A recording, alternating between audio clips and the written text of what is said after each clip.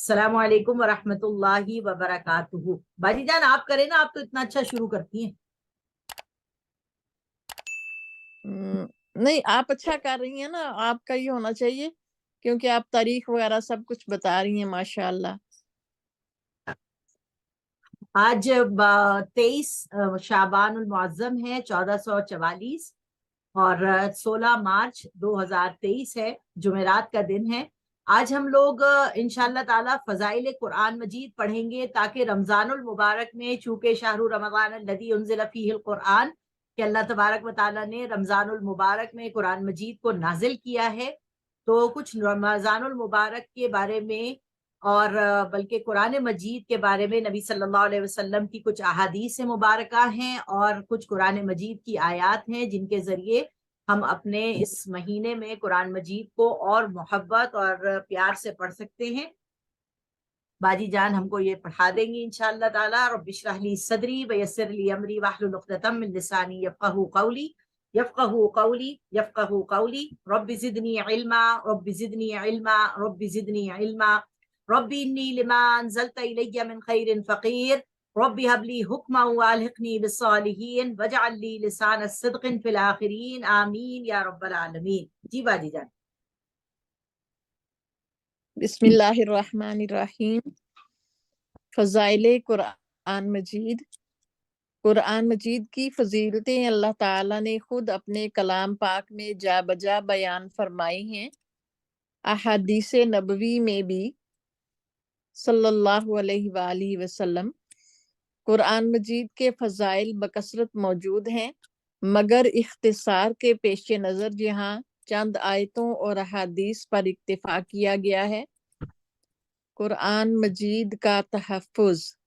دنیا میں انسانوں کی ہدایت کے لیے جتنی آسمانی کتابیں یا صحیفے نازل ہوئے، اللہ تعالیٰ نے ان کی حفاظت کی ذمہ داری اہل کتاب پر رکھی، جیسا کہ اللہ تعالیٰ نے فرمایا بِمَسْتُحْفِظُوا مِن کتاب اللہ وَكَانُوا عَلَیہ شُہَدَاءَ۔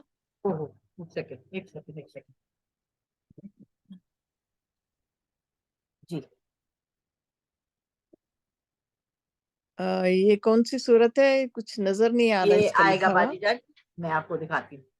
یہ یہاں پر ہم پڑھ رہے ہیں، سورت نمبر 5 ہے، آیت نمبر 44۔ سورت نمبر 5 سورت المائدہ۔ جی، میں اس کو یہاں پہ کھول لوں۔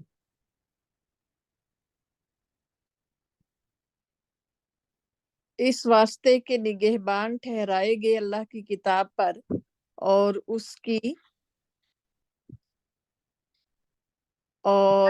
کے خبردار تھے۔ یعنی اس واسطے کے نگہبان ٹھہرائے گئے اللہ کی کتاب پر اور اس کے خبردار تھے۔ یعنی اللہ تبارک و تعالیٰ یہ بتا رہے ہیں کہ پہلی کتابیں جو ہم نے نازل کی تھی، اس کو سنبھالنے کی ذمہ داری جو تھی وہ ان لوگوں کے اوپر تھی، نہ کہ اللہ تعالیٰ نے اپنے اوپر یہ ذمہ داری کو لیا۔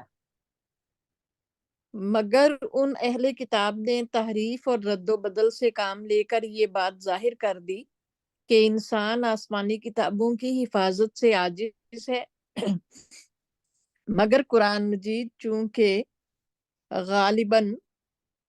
چونکہ خاتم المصاحف اور اللہ تعالیٰ کی آخری کتاب ہے۔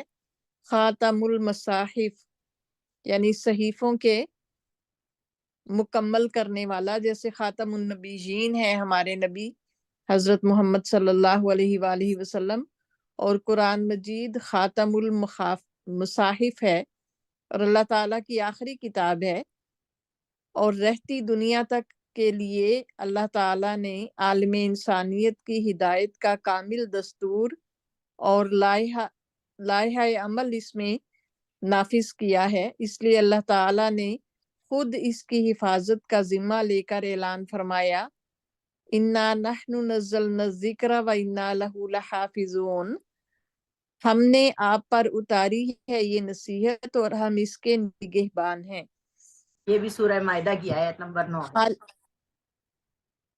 ہاں جی، یہ بہت باریک لکھا ہوا تو مجھے اس لیے نظر نہیں آ رہا۔ میں اور بڑا کرتی ہوں اس کو آپ کے لیے، دیکھیں۔ अब हुआ थोड़ा सा? थोड़ा सा पढ़ रहे हैं फर्क। खालिक अर्ज़ो समावात और मालिक कायनात के इस ऐलान के बाद किसकी मजाल है कि कुरान मजीद के अंदर एक हरफ या एक नुक्ते की भी रद्दो बदल कर सके। अल्हम्दुलिल्लाह के 1400 साल गुजरने के बावजूद कुरान मजीद का एक एक हरफ और एक एक नुक्ता, यहाँ तक कि इसका रस्मुल खत भी बाइनी ही महफूज है और क़यामत तक इसी तरह इस आयत के तहत महफूज रहेगा। ये कुरान मजीद की बहुत बड़ी फजीलत और इसका एजाज है। तिलावत कुरान मजीद, हर साहिब ईमान का कुरान मजीद के साथ 3 तरह का रबत है: पढ़ना, समझना और उस पर अमल करना।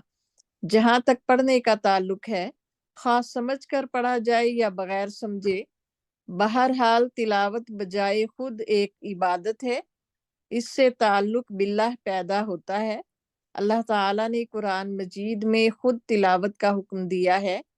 चुनाचे अल्लाह ताला का इरशाद है, उतलु मा उहिया इलैका मिनल किताबी व अकीमिस सलाह, तू पढ़ जो उतरी तेरी तरफ किताब और कायम रख नमाज। ये सूरतुल इस आयत अनकबूत है, सूरतुल अनकबूत की आयत नंबर 45 है। ठीक है।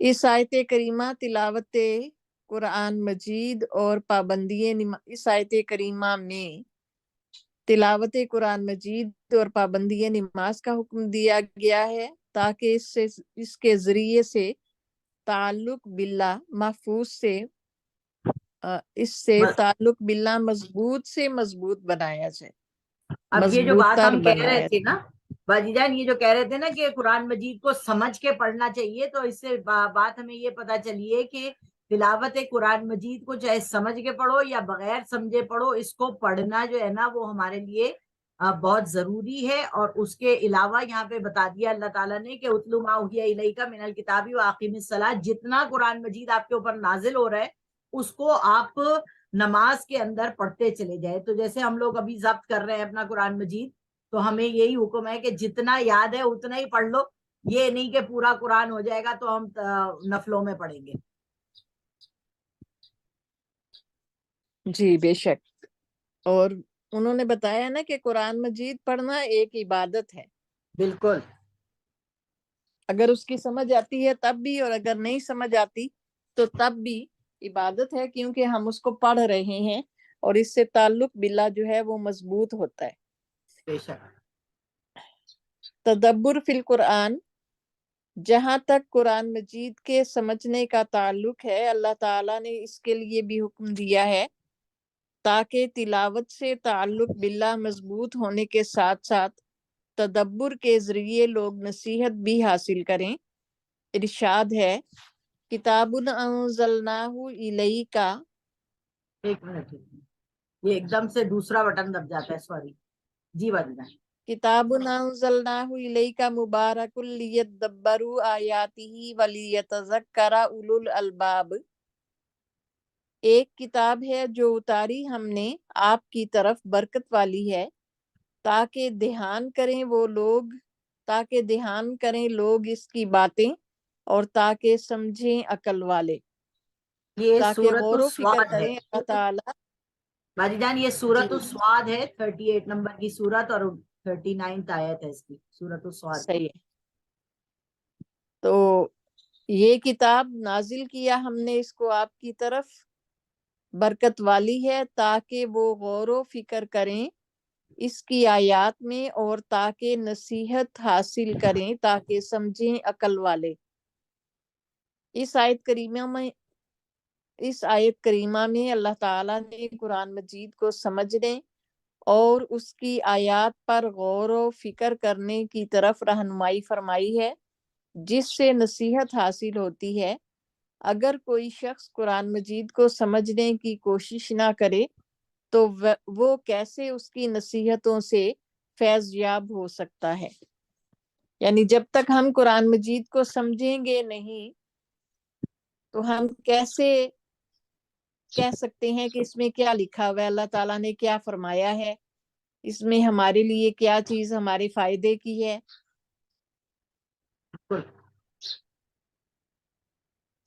عمل بالقرآن، قرآن مجید پر جہاں تک عمل کا تعلق ہے اس کے مسائل جاننا ضروری ہے۔ قرآن مجید تو عمل کرنے ہی کے لیے اللہ تعالیٰ نے نازل فرمایا ہے۔ اللہ تعالیٰ کا ارشاد ہے وَهَذَا كِتَابٌ أَنزَلْنَاهُ مُبَارَكٌ فَاتَّبِعُوهُ وَاتَّقُوا لَعَلَّكُمْ تُرْحَمُونَ، اور یہ ایک کتاب ہم نے اتاری برکت والی، سو اس پر چلو اور بچتے رہو تاکہ تم پر رحم کیا جائے۔ یہ سورۃ الانعام کی آیت نمبر ہے 6 اور نہیں، سورت نمبر 6 جو ہے سورۃ الانعام ہے اور اس کی آیت نمبر ہے 155۔ جی، تلاوت قرآن مجید اور عمل بالقرآن کی مثال، رسول اللہ صلی اللہ علیہ وآلہ وسلم مندرجہ ذیل حدیث میں قرآن مجید پر عمل اور تلاوت کے ساتھ اس پر عمل کرنے کی حکیمانہ مثال بیان فرما کر عمل اور تلاوت دونوں طرف رغبت دلائی ہے۔ ارشاد فرمایا المؤمن الذی یقرأ القرآن ویعمل بہ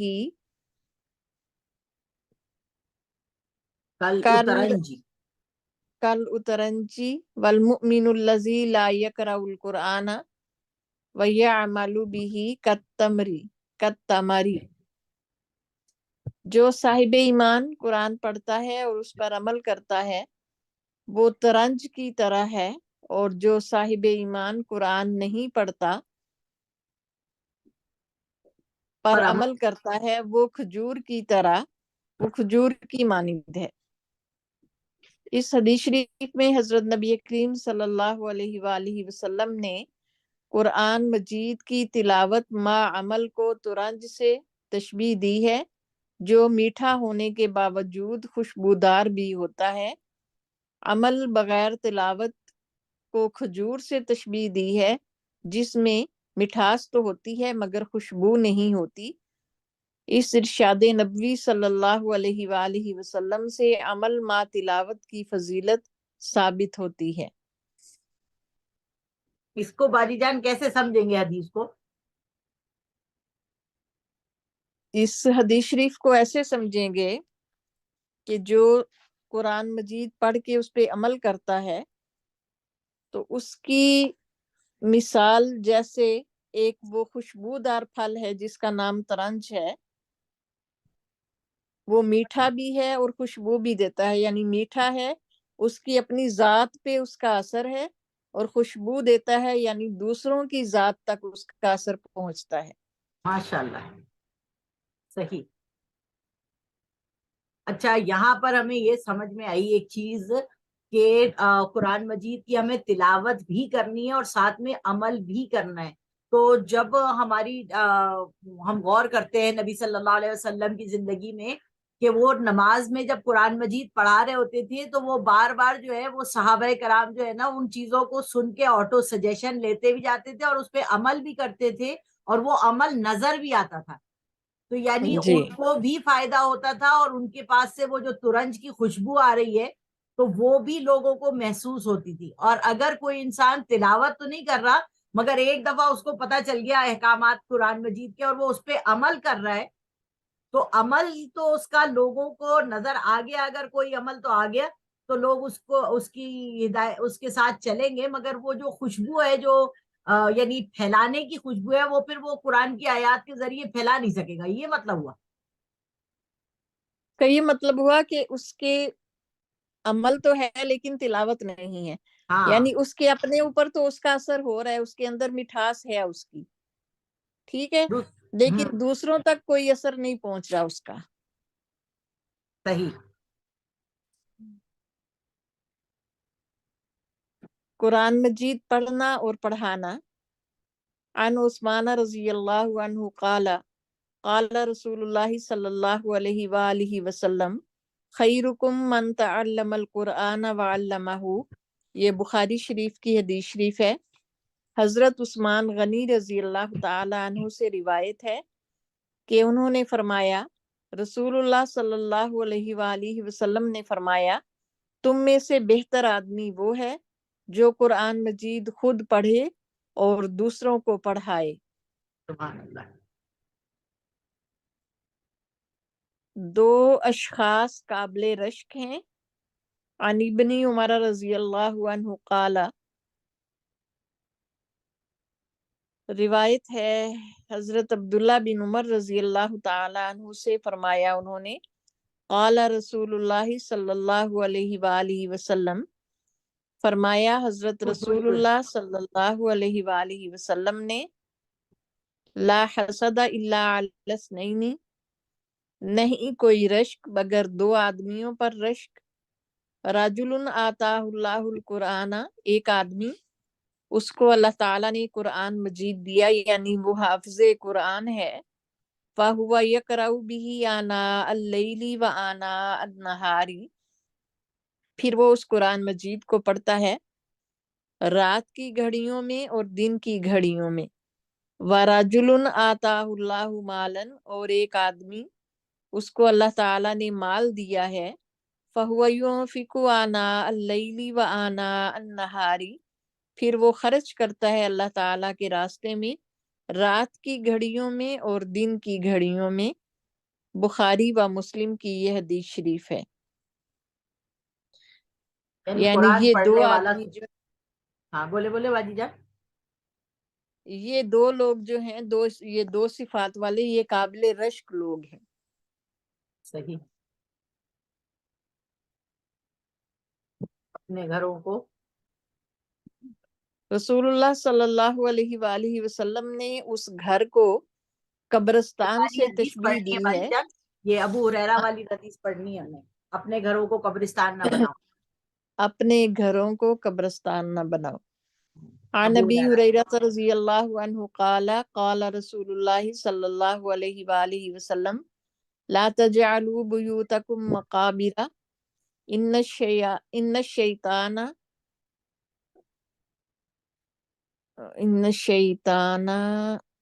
یفر ینفرو، ہاں ینفر من البیت الذی یقرأ فیہ سورۃ البقرہ، مسلم شریف۔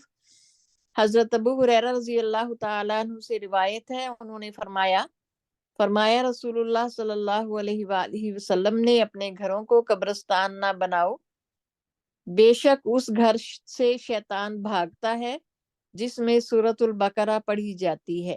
سبحان اللہ۔ رسول اللہ صلی اللہ علیہ وآلہ وسلم نے اس گھر کو قبرستان سے تشبیہ دی ہے جس گھر میں قرآن مجید کی تلاوت نہ کی جائے، اور جس گھر میں قرآن مجید کی تلاوت نہ کی جائے وہاں شیطان کا گزر ہو جاتا ہے، یعنی شیطان وہاں پہ آ جاتا ہے اور اس کا بسیرا ہو جاتا ہے۔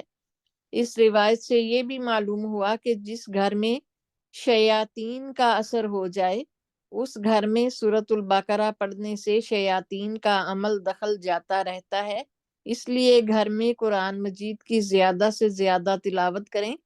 اللہ تعالی قرآن مجید کی تلاوت کرنے کی توفیق عطا فرمائے۔ ماشاء اللہ۔ تلاوت قرآن وسیلہ نجات ہے۔ باجی جان عن اردو ابی پڑھ لیں تاکہ ہم لوگ زیادہ سے زیادہ کور کر لیں اس کو۔ ابو امامہ رضی اللہ تعالی عنہ سے روایت ہے، فرمایا انہوں نے، میں نے رسول اللہ صلی اللہ علیہ وآلہ وسلم کو فرماتے ہوئے سنا، لوگوں قرآن مجید پڑھا کرو، اس لیے کہ قرآن مجید بے شک اپنے پڑھنے والوں کی قیامت کے دن سفارش کرے گا۔ یہ جو ابھی آپ نے ہمیں پڑھایا۔ جیسے ہم نے کل پڑھا تھا کہ قرآن مجید سفارش کرے گا اور روزہ بھی سفارش کرے گا، یہ ڈھال بن جائیں گے جہنم کے آگے۔ بالکل۔ تلاوت قرآن اللہ کے فضل کا باعث ہے۔ ابو سعید رضی اللہ تعالی عنہ سے روایت ہے، انہوں نے فرمایا رسول اللہ صلی اللہ علیہ وآلہ وسلم نے کہ پروردگار بزرگ و برتر فرماتا ہے جس شخص کو تلاوت قرآن مجید میرے دوسرے ذکر اور اپنی حاجت طلب کرنے سے روکے، یعنی زیادہ عزیز ہو، اس کو میں مانگنے والوں سے زیادہ بہتر دیتا ہوں۔ اللہ کے کلام کو دوسرے تمام کلاموں پر ایسی ہی فضیلت حاصل ہے جیسی اللہ تعالیٰ کو اپنی مخلوق پر۔ وہ کتنی بڑی بات ہے اس کے اندر، یعنی ہم جو تلاوت کلام کر رہے ہیں اور ہمیں دعا ہم مانگنے سے رہ جاتے ہیں تو اللہ تبارک و تعالیٰ فرما رہا ہے کہ میں اس کی دعاؤں کو تو جانتا ہوں، تو میں اس کی دعاؤں کو خود بخود قبول کر لیتا ہوں۔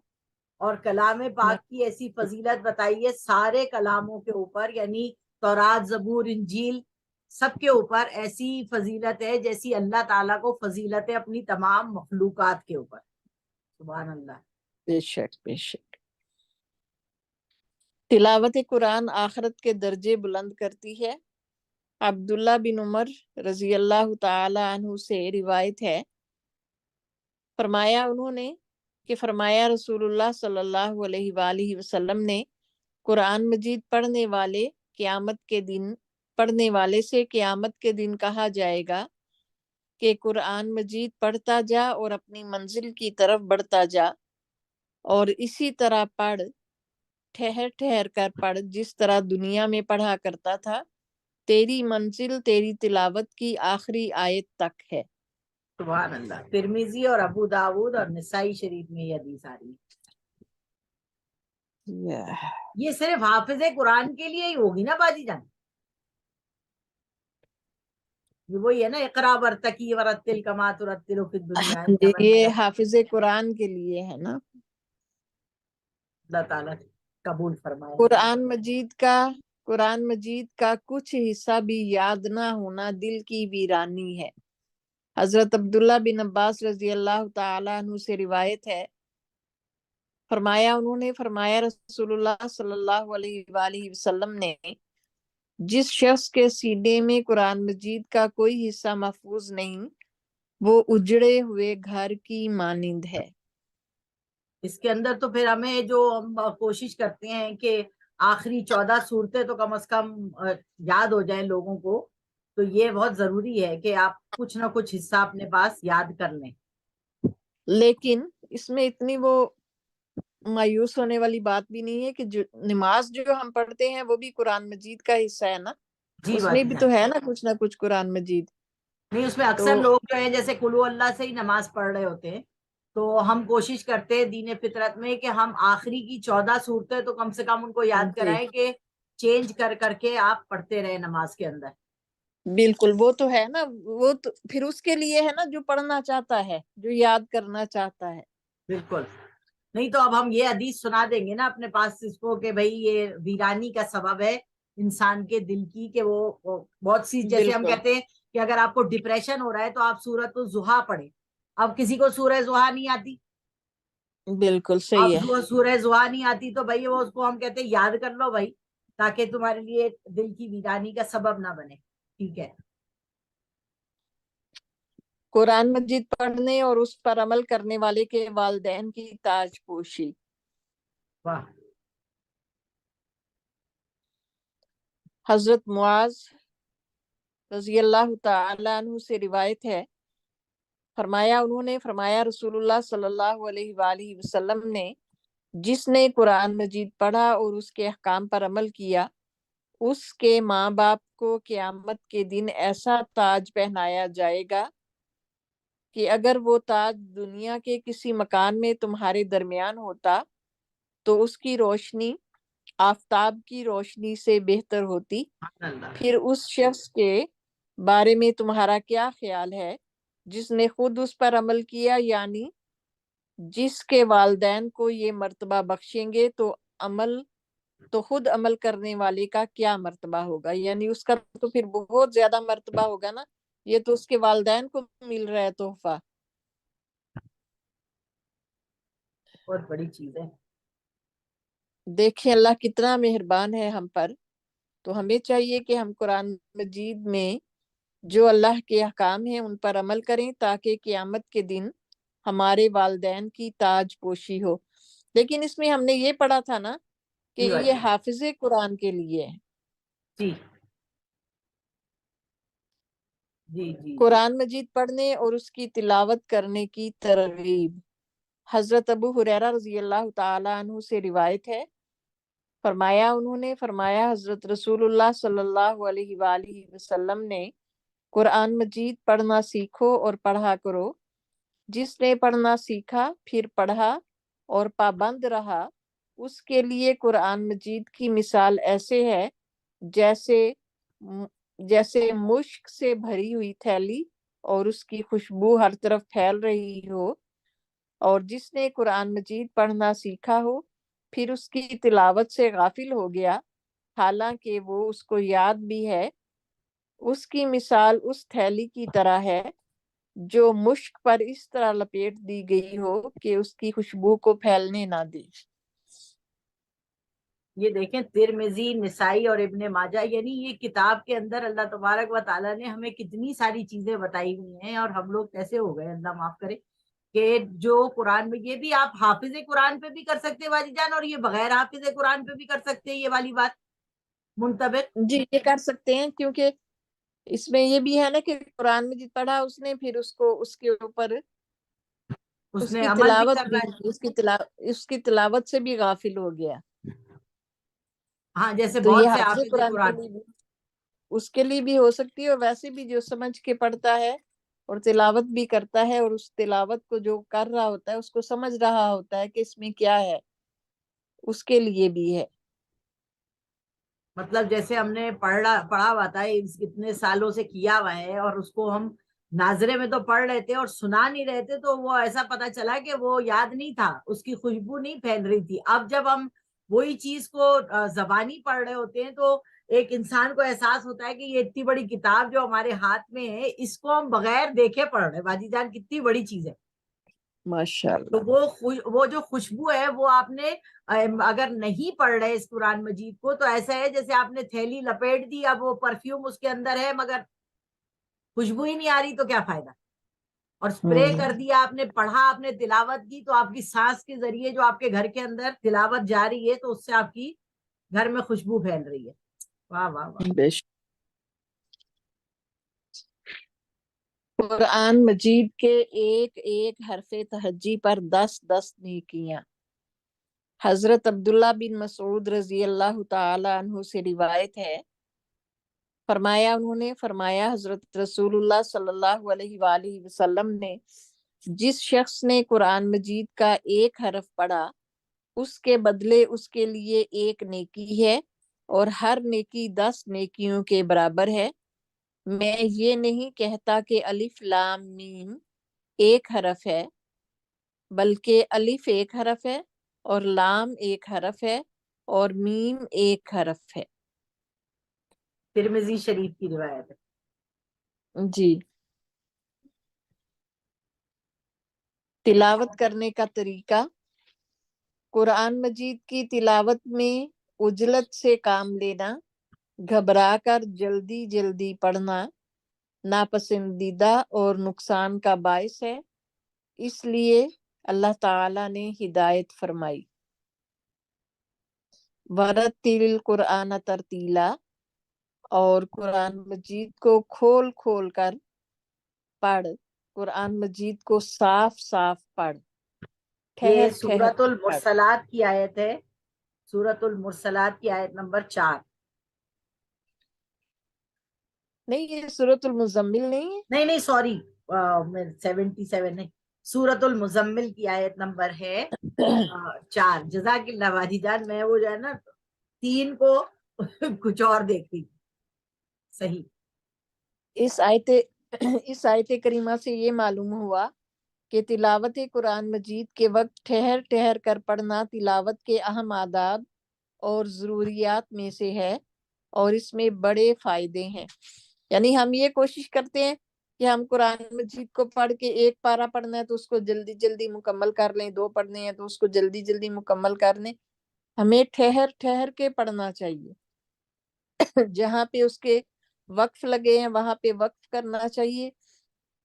بالکل. اور تو دھیان سے سمجھ کے اور ٹھہر ٹھہر کے پڑھنا چاہیے. یہ جب جیسے واجی جان حفظ کرتے ہیں نا ہم لوگ تو بہت تیز پڑھ رہے ہوتے ہیں. کبھی کبھی ایسا ہوتا ہے کہ آپ کے لفظ کٹ رہے ہوتے ہیں پڑھنے میں بھی, تو وہ بھی پھر ہمیں یہی سمجھ میں آ رہا ہے کہ ایک سپیڈ ہونی چاہیے جس سے آپ کی تلاوت میں کوئی خلل واقع نہ ہو. لیکن وہ اگر یاد کرنے کے لیے ایک سبق کو آموختے کو یاد کرنے کے لیے اگر بچہ کرتا ہے ایسے, وہ تو الگ بات ہے نا. تو اب یہ اگر ویسے تلاوت کرنے بیٹھے ہیں تو اس کو ٹھہر ٹھہر کے پڑھیں, ورتل القرآن ترتیلا کے مطابق. اور ان پھر تمام مذکورہ واجی جان ایک اور آیت بھی ہے نا, یا ایھا الذین آمنوا اتقوا اللہ حق تقاتہ ولا نہیں حق تلاوتی, ہے نا کہ آپ نے جو قرآن مجید کو پڑھنا ہے اس کی تلاوت کا حق ادا کرنا ہے, تو وہی ٹھہر ٹھہر کے ہو گیا.